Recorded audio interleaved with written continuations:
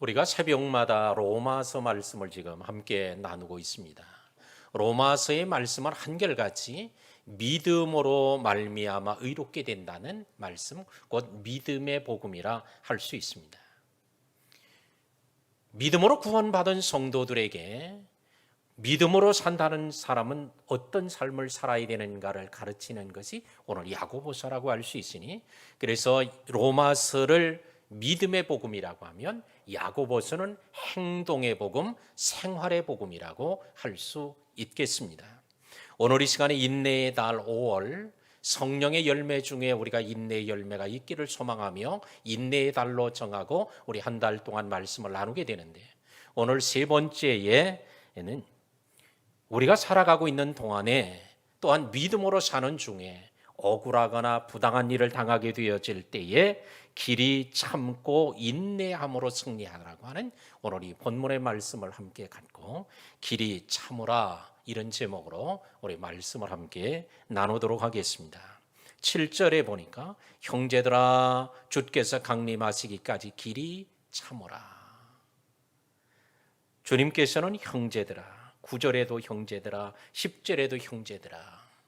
이 말씀을 야고보를 통하여 들어야 될 자들이 누구냐? 형제들, 곧 하나님의 백성들, 믿음의 사람들이라는 것을 알 수 있으니, 오늘 이 말씀은 야고보가 초대교회 성도들에게 말씀한 것이지만 오늘 이 말씀은 저와 여러분들을 향하여 하시는 말씀인 줄로 믿습니다. 주께서 강림하시기까지 길이 참으라. 주님이 강림하신다는 거예요.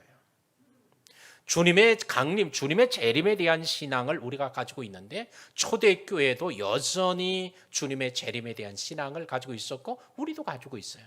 그런데 이 재림에 대한 신앙 아주 매우 중요합니다. 그래서 초대교회 성도들은 이 재림에 대한 신앙이 그들의 심장과 같았어요. 이 심장이 없으면 사람이 죽는 것처럼 재림에 대한 신앙을 가지고 있지 않으면 신앙이 안 되는 거예요.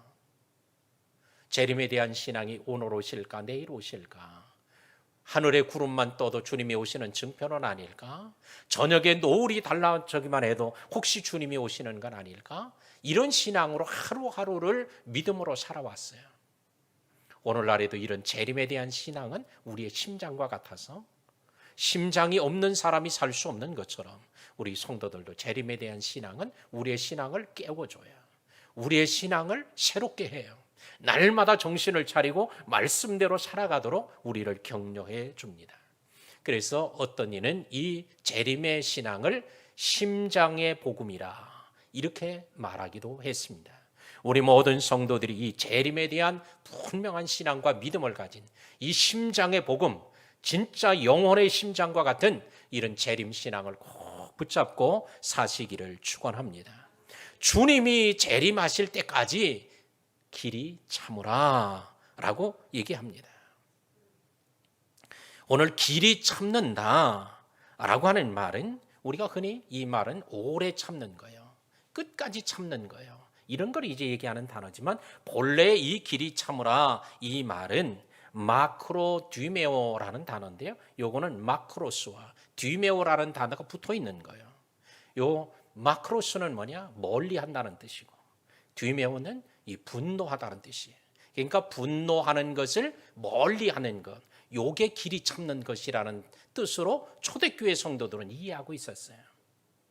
자, 길이 참으라 우리는 생각하면 그냥 끝까지 무조건 참기만 하면 되는 거로 여기지만, 초대교회 성도들은 길이 참으라 그러면 분노를 멀리 띄워놓아라 이렇게 이해했다는 거예요. 분노를 띄워놓지 못하면 어떻게 참을 수가 없는 거예요. 요즘에 분노를 멀리 띄워놓지 못함으로 각종 사건 사고들이 발생하잖아요. 택시 운전기사를 끌어내서 길바닥에서 그냥 실신할 정도로 때리기도 하고. 왜 그래요? 분노가 멀리 있지 않고 항상 붙어 있으니까 그런 거예요. 식당에 가서도 그러죠. 차를 타고 운전하다가도 분노가 생기죠. 이런 것을, 얼마나 이런 것들이 많아지고 절제가 안 되느냐. 그래서 그 전문적으로 그런 것을 말하는 단어가 생겼으니 이걸 노상 분노라고 말합니다. 노상에서 아무 관계도 없고 알지도 못하는 사람인데도 갑자기 이 분노가 멀리 좀 떨어져 있어야 되는데 분노가 그냥 가까이 있으니까 분노가 표출되어지는 거예요. 오늘 초대교회 성도들에게 주님이 재림하실 때가 가까이 왔으니 길이 참으라. 분노를 떼어놓고 살아라. 오늘도 우리의 영혼과 분노가 늘 가까이 있지 않고 조금씩 떼어놓고, 오늘 이 시간에도 우리 안에 분노가 붙어 있으면, 우리의 마음속에 오늘 자리 잡고 있으면 이걸 떼어놓는 이런 시간, 그럴 때 길이 참을 수 있는 은혜가 이어주는 줄로 믿습니다. 그러면서 야고보는 얘기합니다. 이 길이 참기 위해서 농부의 예를 듭니다. 농부에게서 배우라는 거예요. 농부인은 어떠냐? 씨를 심고 씨앗이 싹이 터서 나기 시작하면 10월 말 11월 초가 되어지면 그때 뭘 기다려요? 이른 비를 기다려요. 그때 이른 비가 내리면 뿌리를 내립니다. 그리고는 자라나고 또 꽃을 피고 열매를 맺게 되는 거예요. 자, 이때가 이른 비가 오는 때, 우리는 봄에 씨를 뿌리지만 유대인들은 그들의 기후나 그런 문화, 풍습, 토양으로 인해서 가을에 씨를 뿌립니다. 그래서 그들이 이른 비를 기다린다고 하되, 이거 이른 비가 오는 때 우리는 우리의 절기로 보면 가을에 오니까 가을비라고 할 수 있어요. 근데 그런 그들을 이른 비라고 했어요. 그래서 성경을 번역할 때도 이거를 이른 비와 늦은 비 이렇게 번역을 우리가 한 경우가 많지만, 어떤 성경에서는 이 번역을 우리가 이해할 수 있도록 가을비, 봄비로 번역을 하기도 했습니다. 그리고는 또 이제 겨울을 지나고 그들은 겨울에 심어놓은 것들이 잘 자라죠. 이게 자라서 3월, 4월이 되면 이제 추수 때가 가까이 오는데, 이 추수 때가 가까이 왔을 때에 늦은 비가 와야, 그래야 이제 곡식이 잘 알차게 연그는 거예요. 단단하게 여물어요.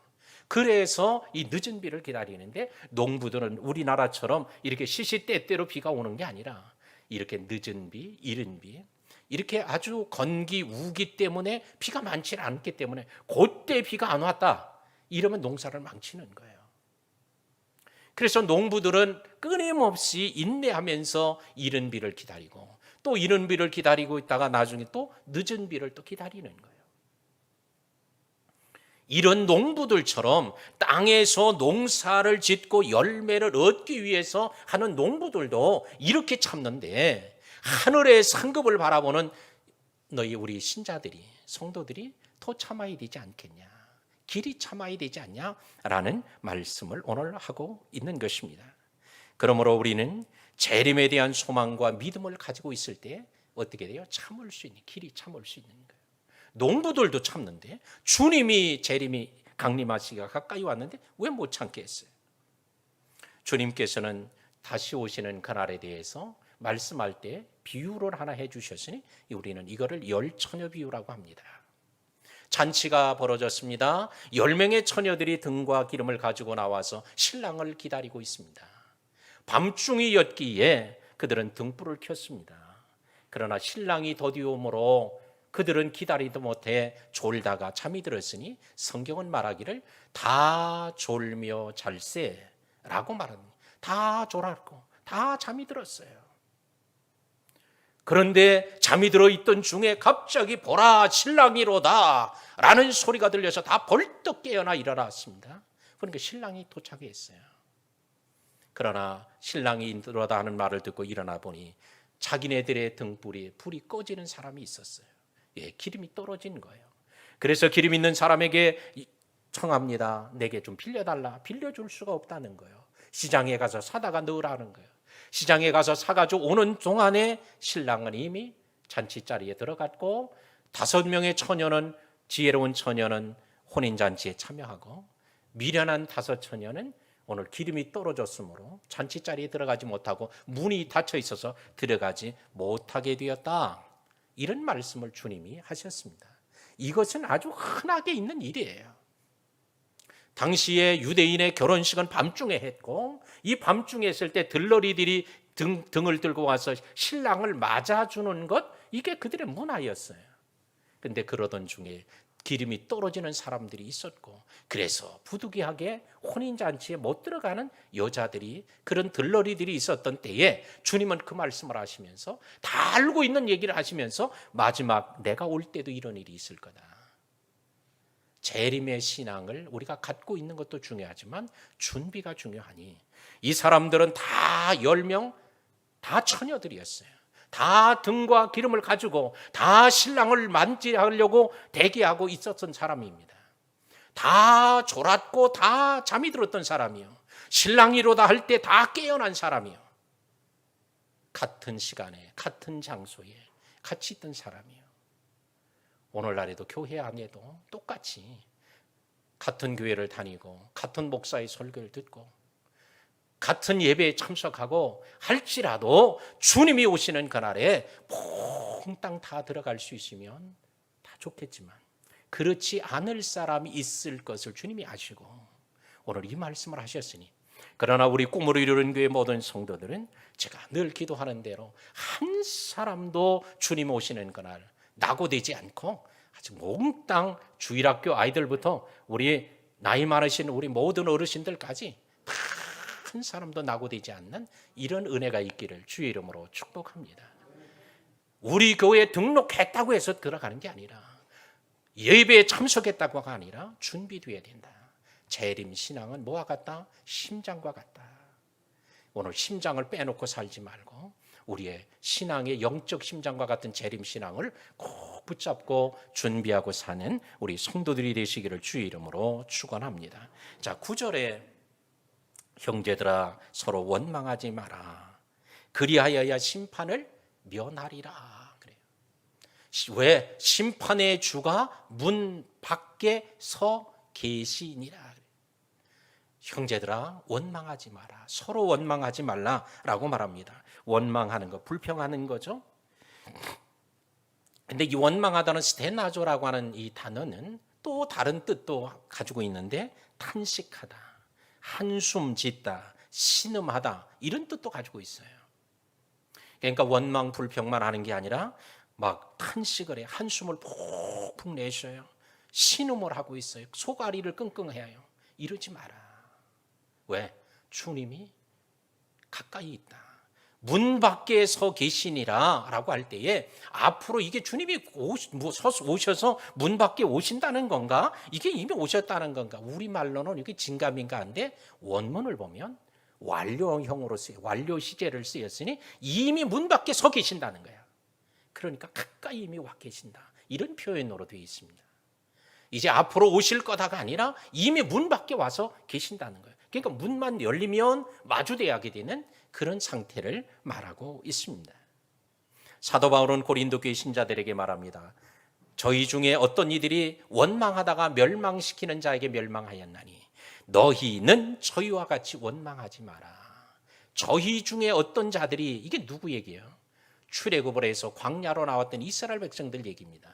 그들이 출애굽을 하고 홍해를 건너 애굽에 광야에 왔을 때 그들이 가나안 땅이 거인 족속들이 있고 그들의 성은 하늘에 닿았다는 말을 듣고는 거기 들어가기는커녕 들어가기도 전에 우리는 죽을 거다라고 하고 불평하면서 원망하면서 애굽으로 되돌아가려고 할 때 하나님이 그들은 광야에서 다 죽게 될 것이라고 말했던 대로 이루어진 것을 그들이 알고 있었던 것처럼 너희는 저희와 같이 원망하지 마라.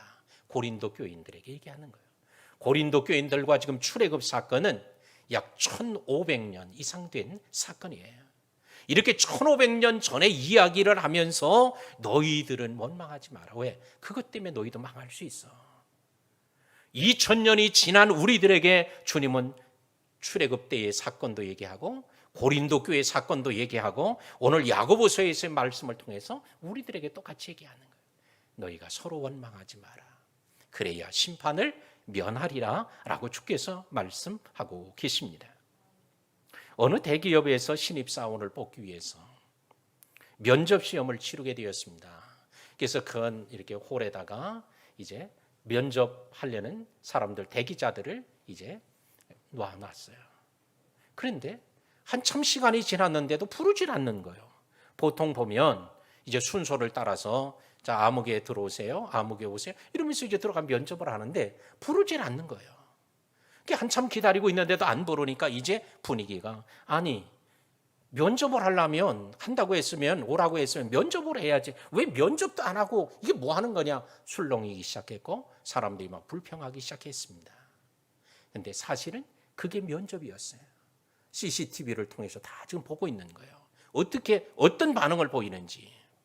저들의 아무도 안 보고 있을 때에 저들이 어떤 생각, 어떤 마음, 어떤 말을 하는지, 이게 면접이었던 거예요. 인사 담당자가 사람을 뽑을 때 누구를 뽑았겠어요? 그런 가운데서도 아주 차분하고 단정된 모습을 잃지 않고 기다리고 있던 사람을 당연히 뽑지 않았겠어요? 오늘도 주님께서 우리를 모르시는 게 아니라 우리를 다 지켜보고 계시는 줄로 믿습니다. 그런 거로 우리의 삶 속에서 초대교회 성도들이 부당하고 억울한 일이 있어서 막 원망하고 불평하고 한숨 짓고 땅이 꺼져라고 숨을 쉬고 탄식하고 있을지라도 그렇게 하지 마라. 형제들아, 주님이 다 보고 있다라고 말씀하고 있습니다. 오늘도 이렇게 주님이 다 보고 계신 걸 보고 믿고 살아가는 사람, 이게 바로 주님을 맞는 재림신앙의 성도들인 줄로 믿습니다. 그러나 이렇게 주님이 다 보고 아신다고 생각은 하는데도 삶에서 전혀 의식하지 않고 살게 돼요. 이게 바로 뭐예요? 영혼이 잠들어 있을 경우 그런 거예요. 이게 의식이 안 되는 거예요. 자다가 자는 모습을 이렇게 간혹 이렇게 의사들이 이렇게 어떤 것들을 이렇게 환자를 치료할 때 이렇게 하는 거를 보면 그 잘 때에 아주 곧게 그냥 꼼짝도 안 하고 자는 것 같은데 본인은 그렇게 생각하는데 그 영상을 보면요, 수십 번, 수백 번 더 뒤척이는 거예요, 사람이. 그러고 자기는 코를 안 곤다고 하는데 그 영상을 보면 그냥 코를 그냥 얼마나 드릉드릉 거는지, 그리고 툭 쳐서 코 골지 말라고 하면 내가 언제 골았냐고? 잠들면 모르는 거예요. 몸을 뒤척여도 모르고요, 코를 골아도 모르고요. 오늘 우리의 신앙에서도 영혼이 잠들어 있으면 우리가 멀쩡할 때는, 기도할 때는 다 알지만 그러나 실제 삶이 그렇게 되지 않는 것, 혹시 우리의 영혼이 지금 잠들어 있거나, 그래서 우리가 이와 같이 의식하지 않고 생활하고 말하고 있는 건 아닌지 스스로 한번 돌아보고 늘 깨어있는 성도들이 되기를 주의 이름으로 축복합니다. 10절에 형제들아, 주의 이름으로 말한 선지자들을 고난과 오래 참음으로의 본호로 삼으라. 이제 초대교회 성도들에게 또 얘기합니다. 형제들아. 누구를 예를 들어줘요? 주의 선지자들, 주의 말씀을 전하는 선지자들을 보고 그들이 당했던 고난, 오래 참음, 이걸 본받아라 얘기를 하는. 주의 말씀을 전하는 선지자들은 하나님의 말씀을 대신하여 전하는 자들이죠. 이렇게 하나님의 말씀을 전하면 사람들이 그들을 존경하고 그들이 전할 때 아멘하고 할렐루야 하고 믿음으로 살아야 될 거 아니에요? 근데 그렇지만은 않았던 거예요. 그들이 하나님 말씀을 전했기 때문에 고난을 겪은 거예요. 때로는 돌에 맞기도 하고 쫓겨나기도 하고 동네에서 구박당해서 다른 곳으로 피신해 가지 않으면 안 되고, 때에 따라서는 이사야처럼 톱에 키워서 죽기도 하고 목이 잘려 죽기도 하고, 이런 일들이 생겨나게 됐던 거예요. 그래도 그들이 믿음을 가지고 오늘 주님의 나라를 바라보고 인내하고 고난 중에 참았던 것처럼 너희들도 그렇게 해야 된다라고 가르치고 있습니다. 오늘날 우리가 구약에 있는 이런 선지자들보다는 얼마나 편하게 믿고 있어요. 아마 그들과 같은 고난이 왔다면 아마 엄청나게 많은 사람들이 다 떠나갔을지도 몰라요.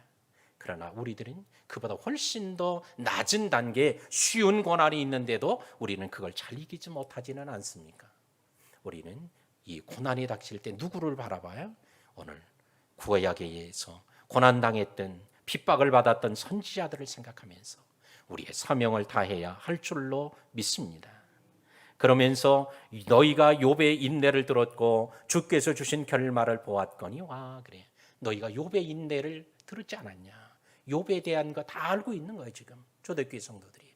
그들에 대한 얘기를 들었고 그의 결말을 보았다. 욥은 그 인간의 어떤 사람보다도 고난을 당할 때 그처럼 고난 당한 사람이 없을 정도로 큰 고난을 당했어요. 자식이 한꺼번에 다 죽었단 말이에요. 10명의 자식이 죽죠. 재산은 다 날아가죠. 또한 자기의 집에 있던 종들이 다 도망가거나 죽거나 도망치고 말았죠. 아내도 도망을 쳤어요. 차라리 하나님을 저주하고 죽으라고 하죠. 온몸은 다 병들어서 만신창이가 되었어요. 그럴 때 마지막 결말이 어떻게 되냐? 갑절의 복을 받지 않았냐? 너희가 다 알지 않냐? 욥을 보고 인내해라. 이렇게 말씀하고 있는 것입니다. 그런데 욥이 인내할 때 그냥 참은 게 아니에요. 욥도 못 참아가지고 하나님 차라리 내가 태어나지 않았으면 좋았을 텐데요. 어머니 뱃속에 있어 그냥 죽었으면 세상을 보지 않고 죽었다면 훨씬 나았을 텐데 막 불평하고 마음의 갈등을 가지고 고민했었어요. 그러나 욥기 23장 10절에 가서야 비로소 나의 가는 길을 오직 그가 아시나니 나를 단련하신 후에 정금같이 나오시게 하시리라. 이 말씀을 깨닫고 나자 그가 이제 고난을 더 잘 이길 수 있게 된 거예요. 아, 하나님이 나의 가는 길을 아시는구나. 나는 몰라도 앞으로 내일, 모레, 내년에 어떤 일이 일어날지 몰라도 주님은 그걸 다 아시고 있다. 이게 깨달아졌고 나를 단련해서 정금처럼 찌꺼기 없는 순금으로 나오게 하려 하십니다 라는 게 깨달아지자 그는 고난 중에서도 잘 이길 수 있었던 거예요.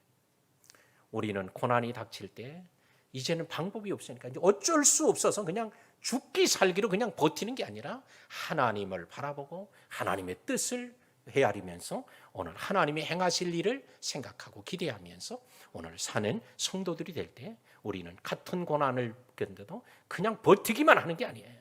그냥 오늘 하루만 지나가려고 하는 게 아니라 하나님의 뜻이 이루어지는 우리 성도들이 되기를 주의 이름으로 축원합니다. 마르바던 그 박사에 대한 얘기를 좀 하겠습니다. 이 사람은 캐나다 밴쿠버에 있는 리전트 칼리지의 영성신학 교수입니다. 그런데 그는 장이 이렇게 중첩이 돼가지고 장을 절제했어요. 유방암 때문에 유방을 절제했어요. 또한 그는 자궁 내막증으로 자궁을 제거했어요. 망막 출혈로 인해서 그의 한쪽 눈이 3번 수술했는데 수술이 제대로 여의치 않아서 한쪽 눈을 실명했어요. 신장은 25%밖에 기능을 하지 않았어요. 수십 년간 팔과 다리 수술을 받고 무릎 아래가 감각이 다 사라져버리고 말았어요. 어릴 적부터 알았던 후유증, 홍역 후유증으로 인해서 췌장이 망가져서 45년 이상 그는 당뇨 합병증에 시달렸어요. 신장 이식을 잘못해서 신장 이식 후 수술 후에는 하루에도 11번이나 약을 먹어야 하는 11번 계속 약을 먹지 않으면 안 되는 이런 상태에 있었습니다. 그랬던 그가 책을 쓰기를 의미 없는 고난은 없다 라는 책을 쓰면서 그는 자기가 이 다른 사람이 겪을 수 없는 이런 큰 고난 속에서도 자기는 2가지 중요한 사실을 배웠는데 하나는 바로 하나님을 더 의지하는 법을 배웠다는 거예요. 왜? 방법이 없으니까. 그래서 하나님을 더 의지하는 것을 자기가 배우게 되었고 다른 하나는 하나님의 뜻을 기다리는 법을 배우게 되었다는 거예요. 그랬더니 그가 우리가 볼 때는 그런 상태로는 사람처럼 살 수도 없을 것 같았지만 그는 기독교 윤리학 박사요, 성서신학 박사로 대학 교수요, 또한 작가요, 음악가로서 아주 활동을 활발히 하다가 지난해 5월달 세상을 떠났습니다. 누가 그 사람에게 그런 일을 할 수 있을 것이라고 생각했겠습니까? 본인도 전혀 상상할 수도 없었을 거예요. 그런데 하나님이 오늘 그를 통해 그렇게 진짜 몇 년 살 수도 없을 것 같은 그를 73년 동안 그의 생명을 유지하고 많은 사람들에게 감동을 주고 소망을 주고 또한 위로가 되게 하고 그 사람만 보기만 해도 그 사람이 설교를 하지 않아도 그 사람만 보기만 하면 사람들이 위로가 되는 거예요. 야, 저런 사람도 하나님이 쓰셨는데 저런 사람에게도 하나님 은혜를 주여 저렇게 하셨는데 그러니 보기만 해도 은혜가 되는 사람이 되는 거예요. 오늘 야고보는 얘기합니다. 욥을 봐라, 구약의 선지자들을 봐라, 농부들을 봐서라도 길이 참아야 되지 않냐 라는 말씀을 하고 있습니다. 오늘 인내라고 하는 단어는 곧 휘포메노라고 하는 이 단어인데, 휘포라는 것은 아래에 있다는 뜻이고요, 메노라고 하는 것은 머물다는 뜻을 가지고 있어요. 이게 두 개가 붙어 있는 건데, 이게 뭐냐? 하나님께서 지어주신 짐 아래에 머물러 있는 것, 그것을 견뎌내는 것, 이게 바로 인내라는 단어예요. 그래서 초대교회 성도들은 하나님께서 그들의 고난이 닥칠 때, 부당하고 억울한 일이 닥쳤을 때, 이게 하나님의 뜻이라고 여겨졌을 때 그들은 그 고난을 잘 뜻으로 받아들여서 견뎌낸 거예요. 예수님께서도 십자가를 지시는 것이 달가워서 십자가를 지신 게 아니라, 주님께서는 십자가를 지실 때도 그 앞에 있는 즐거움을 위하여 십자가도 개의치 않고 지셨다는 거예요. 주님도 지고 싶지 않았던 거예요. 그런데 그 이후에 주어질 놀라운 영광과 축복을 바라보고 십자가를 개의치 않고 감당하신 거예요. 사도 바울도 자기에게 많은 고난을 겪었죠. 하루도 쉴 수 없는 그런 고난 속에 있었지만 장차 나타날 비교할 수 없는 영광을 바라보고 그걸 참아낼 수 있었던 거예요. 사도 요한이 반모섬에서, 진짜 거기는 사람이 살 수 있는 곳이 아니죠. 들어가면 거기서 죽어서 나오지 않은, 죽은 뼈도 못 나오는 곳이에요. 도망칠래 도망칠 수도 없어요. 그런 곳에서 그가 어떻게 견뎌내요? 사도 요한은 요한계시록 21장 4절에 보면 모든 눈물을 닦아주실 하나님을 보고 그것을 참고 견뎌내자 오늘 요한계시록을 기록하는 이런 놀라운 은혜가 그에게 주어진 줄로 믿습니다. 말씀을 맺겠습니다. 하나님이 모든 걸 아시고 상급을 주시는 분이요, 모든 걸 다 지켜보고 계시고 우리와 함께 하시는 그분이 계시기에 우리가 부당하고 억울한 일을 당할지라도 우리의 모든 시선을 주님께 드리고 살아계신 하나님을 느낄 때 우리의 삶에 하나님이 역사하는 일을 보게 되어질 줄로 믿습니다. 하나님이 일하기 시작할 줄로 믿습니다. 오늘 새벽에 한 4시 좀 못 돼서 깨어나서 갑자기 찬송가가 자꾸 오늘 시선이라는 찬양이 자꾸 나오는 거예요. 화장실 가도 나오고 뭐 나와도 나오고 누워도 나오고 자꾸 맨 입에서 돌아서 왜 이 찬양이 자꾸 나올까? 근데 그게 바로 오늘 설교예요. 이 어려울 때 우리의 시선을 주님께 드리고 그러면 주님께서 역사하시는 오늘 그 역사를 보게 될 줄로 믿습니다. 오늘 사도 바울도 그랬고 사도 요한도 그랬고 욥도 그랬고 다 누구든지 이런 어려울 때 주님을 바라보면 이길 수 있다. 주님을 바라보면 그것을 극복할 수 있게 될 줄로 믿습니다. 그러므로 우리 모든 성도들이 오늘 참 나 같은 사람은 없다고, 나같이 재수 없는 사람, 운 없는 사람 없다고 이 시간에도 스스로 좌절하고 분노 가운데 있는 분이 계시다면 오늘 이 시간에 성령의 열매인 인내가 성령의 역사하심으로 이루어지고 그 인내로 하나님이 주시는 큰 은혜와 복을 누리게 되시기를 주의 이름으로 축원합니다. 하나님, 저희들을 사랑해 주신 것 감사합니다. 때를 따라 말씀 주시고 또한 어렵고 힘든 때 특별히 이길 수 있도록 은혜 주심도 감사합니다. 오늘도 우리가 교회에서도 가정에서도 또한 어느 곳에서든지 오늘도 주님의 영광을 드러내며 살고 또한 주님께서 기뻐하는 삶을 사는 귀한 인내의 성령의 열매가 가득한 삶 되게 하여 주옵소서. 예수님의 이름으로 기도하옵나이다. 아멘.